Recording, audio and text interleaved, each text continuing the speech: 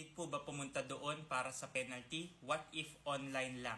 Ang question ay tungkol sa BIR penalty computation kung tayo ay na-late sa pag-file or na-late sa pagbayad ng ating tax return. Ang freelancer po ang ginagamit natin sa pag-file ng ating ITR ay yung eBIR software.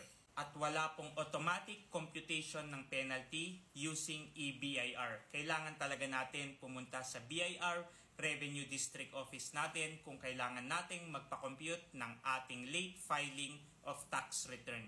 Kaya doon po yung nagiging hassle. Minsan kahit mababa lang yung penalty, 500 or 1,000, ang pinaka nakakapagod or ang hassle part ay yung pagpunta sa BIR office para magpa-compute ng penalty at pagpunta sa BIR authorized agent banks para bayaran mo yung napakompute mong penalty. You are a freelancer at meron kang concern or question regarding freelancers BIR registration and freelancers tax compliance, comment mo lang yan at sasagutin ko yan.